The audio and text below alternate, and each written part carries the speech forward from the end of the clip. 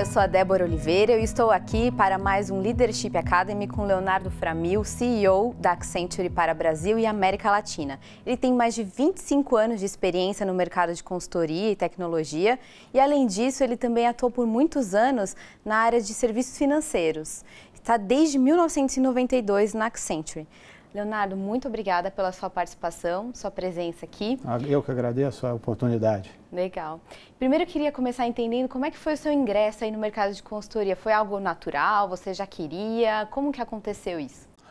Eu posso dizer que foi meio por acaso. Na verdade, o que aconteceu é que eu vinha fazendo engenharia, tive uma reunião onde encontrei alguns colegas que já tinham se formado. Dentro desses colegas tinha um colega que trabalhava na época na Andersen Consult. Na verdade, eu não entendi muito bem o que ele fazia, mas eu fiquei impressionado com a energia e com o orgulho que ele contava. Eu falei o seguinte, olha, eu quero participar disso, eu quero fazer parte disso. E aí foi, entreguei meu currículo na porta da Accenture, 25 anos depois, tenho o prazer e o orgulho de poder estar liderando essa maravilhosa organização. Qual característica você teve que reunir para fomentar aí essa sua formação até ser CEO? Então, assim, 25 anos é definitivamente uma vida, né? E ao longo desses 25 anos, né, as transformações que o mercado de consultoria sofreu, que a própria Accenture sofreu, são impressionantes. Então, ou seja, mais do que qualquer posição, é importante você entender muito bem qual é a sua missão dentro da empresa. É isso que efetivamente faz com que você consiga progredir numa organização. Quando você entende o propósito da organização e você entende qual é a sua missão dentro desse propósito. Então, ou seja, hoje eu tenho a felicidade de ter mais uma missão, né? Uma missão importante numa empresa do tamanho e o momento que a gente está vivendo. Eu diria que dentro desses 25 anos, né, as missões foram várias, né? Mas tem duas coisas que nunca mudaram, né? Que é o cuidado em desenvolver pessoas e a atenção pelos clientes, né? Que a gente pode dizer o seguinte, que no final das contas, se você é relevante para as pessoas e você é relevante para os clientes, independente de onde você estiver, as suas chances de sucesso são enormes. E combinar isso com uma boa dose de resiliência, porque você tem que saber lidar com frustração. Ou seja, as frustrações vão acontecer ao longo do tempo, sejam elas em função das situações de mercado, sejam elas em função de situações internas, né? E você tendo boa atitude, uma atitude construtiva diante delas, seguramente os caminhos se abrem de uma forma bem diferenciada. Interessante isso. E você citou aí frustrações, né? Teve algum momento da sua carreira que foi uma frustração ou alguma coisa memorável, que foi um aprendizado para você? Eu vou dizer o seguinte, do ponto de vista memorável, eu tenho a felicidade de trabalhar numa organização que praticamente toda semana me traz algo que eu posso realmente guardar na memória. Tem dois momentos assim que são simbólicos, que eu poderia dizer. Um foi quando, aos 32 anos, eu fui promovido a sócio dentro da organização, então foi a realização de um sonho, foi um entendimento que efetivamente todo um trabalho que vinha sendo feito foi coroado com o reconhecimento dentro da organização. E um outro foi do ponto de vista de trabalho com os clientes, que eu tive a oportunidade de ter um papel importante numa das maiores fusões que aconteceram no mercado brasileiro. Então eu lembro muito bem do momento de estar fazendo uma apresentação de como é que ia acontecer essa fusão do ponto de vista operacional, do ponto de vista de tecnologia, e ver os dois presidentes dessas organizações na ponta da mesa me ouvindo. Então eu falei o seguinte, quando eu estava comentando sobre relevância de cliente, aquele momento ali me fez sentir toda aquela relevância que tinha também valido a pena. Então, ou seja, esses são momentos memoráveis, né? Agora, nada substitui o fato de, ao longo desses 25 anos, muitas vezes pessoas me procurarem, pessoas que estão na empresa ou pessoas que já saíram da empresa, viraram clientes, e virem e contarem que alguma coisa que eu falei ou alguma coisa que eu fiz fez diferença na vida delas. Eu acho que essa é a maior recompensa que você pode ter como líder, né? É de ter criado uma influência positiva nas pessoas. E isso tem muito a ver com o tema de frustração.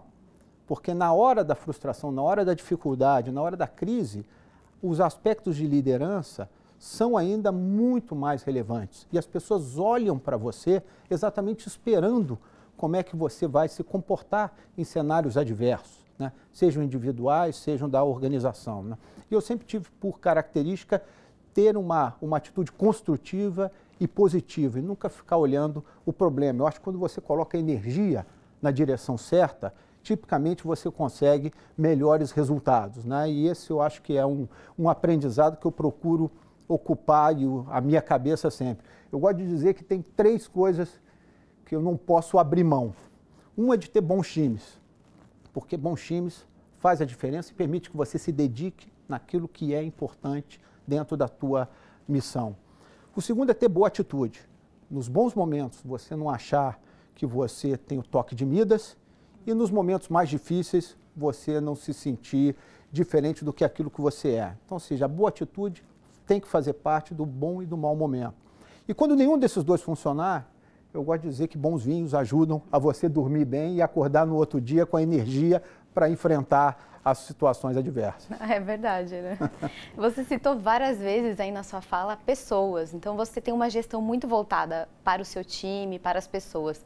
Qual legado você quer deixar para elas? Qual valor fundamental você pretende deixar para elas? Não, isso é um ponto super relevante e o que eu digo para as pessoas é o seguinte: a gestão de pessoas não pode ser algo que você faz no seu tempo disponível.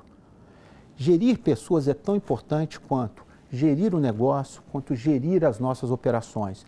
E você deve dedicar pelo menos tempo igual nessa gestão. Eu sempre falo o seguinte: olha a sua agenda, olha o seu calendário da semana. Vê quanto tempo na semana você está se dedicando para ter conversas com líderes da sua organização, mas conversas que sejam realmente significativas. Conversas onde efetivamente você escuta, você não está ali conversando, se preocupando com a reunião seguinte. Ou seja, reuniões que efetivamente você tem com o objetivo de dar a sua melhor contribuição para aquela pessoa. Quanto tempo você gasta comunicando com a organização? Nos tempos de hoje, comunicação é super importante. E não é porque você comunicou uma vez que as pessoas conseguiram capturar toda a essência do que você queria comunicar. Às vezes você precisa fazer isso de uma forma constante, até que eles entendam qual é o propósito por detrás dessa comunicação. Você tem que investir tempo pessoal nisso, não é delegar para uma área, ou seja, as pessoas querem ver as lideranças falando, né? Hoje, por exemplo, eu só uso 2 modelos de comunicação, ou é presencial ou é por vídeo. Eliminei completamente qualquer comunicação por escrito, até porque você consegue ser mais efetivo e transmite de verdade qual é o sentimento daquela comunicação quando você aparece, seja de uma forma por vídeo, ou seja presencial para as pessoas. Legal, muito, muito bom isso. Além dessa rotina sua de vídeos, né, gravações e tudo mais, o que mudou na sua carreira depois que você se tornou presidente da Accenture? Eu acho que a intensidade ela é a mesma. A grande diferença é que você tem que entender, quando você é um presidente, você também é um símbolo para as pessoas, principalmente para os mais jovens. Então é muito importante você estar na frente deles, você explicar qual é o propósito da organização e também você representa a organização na frente dos clientes. Então, ou seja, mais do que nunca, poder contar o que é essa nova Accenture, essa Accenture que tem por detrás trazer inovação para os seus clientes, ser uma empresa mais colaborativa, mais ágil do ponto de vista das suas entregas, é muito importante. Então, eu diria que hoje, grande parte do meu tempo é falando com o cliente e falando com as nossas pessoas, né? E cuidando da imagem da empresa, porque no limite o presidente é quem é o responsável pela reputação da organização dentro da geografia que ele está trabalhando. Com certeza. E agora, como é que você vê aí a juventude, né? Essas novas gerações que estão vindo, qual seria a dica que você dá para eles, para essa geração, para que eles também cresçam como você? Eu acho que assim, tem 3 coisas que, independente da geração, elas são importantes para um crescimento profissional, né? Eu acho que o primeiro é você ter confiança, né? E não confundir confiança com arrogância, mas confiança é exatamente você poder sempre fazer além do que aquilo que te é pedido.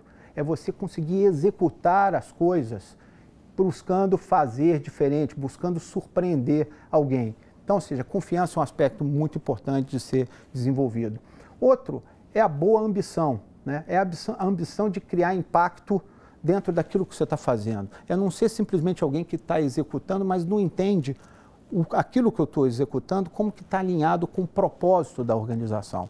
Então, você ter a ambição de criar maior impacto é algo muito importante. E no final, maturidade. Obviamente, maturidade é algo que se ganha com o tempo. Ninguém espera que um jovem já venha com toda a maturidade. Mas saber lidar com situações adversas faz parte do nosso dia a dia.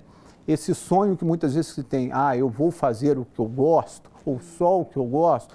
Ou seja, no final do dia a gente sabe que qualquer missão que a gente tenha, a gente vai fazer coisas que a gente gosta e vai fazer coisas também que são necessárias ser feitas. Então é importante ter esse balanço desde o início para que você possa lidar melhor com os desafios que vão se apresentar na sua carreira. E voltando para a Accenture, né, o que vocês estão projetando para esse ano e como que te desafia aí todos os dias esses planos que vocês têm? Olha, a gente está bem positivo, consciente dos desafios, mas bem positivo. A gente acabou de encerrar o nosso segundo quarter, que foi aí de dezembro a fevereiro, e a gente teve o melhor quarter dos últimos 5 anos, né? E, obviamente, isso tem por detrás que a gente aproveitou o momento, vamos chamar assim, mais complexo do mercado, por toda a situação que a gente teve econômica e política, para fazer aquilo que eu chamo do nosso dever de casa, para poder organizar aquilo que era importante, fazer as intervenções nas áreas que a gente entendia que poderiam performar melhor, trazer talentos que efetivamente fazem diferença para os nossos clientes. Então, ou seja, a gente fez todo um dever de casa nesse último ano que começa a dar resultado. E com a própria melhora desse cenário econômico-político, a gente acredita que isso vai trazer, vamos chamar assim, tudo aquilo que a gente espera de um país como o Brasil, né? Que é você ter crescimento importante, né? Mas também fazer trabalhos e fazer coisas que possam ser referência para a Accenture global, né? Então, eu sempre tive muito essa visão e sempre compartilhei muito com as pessoas. A gente tem que olhar o Brasil não só como um país que vai buscar referências fora, mas a gente tem todas as condições para também ser a referência. Se a gente se estabelece dessa forma, pensa dessa forma, quando a gente constrói com outra cabeça.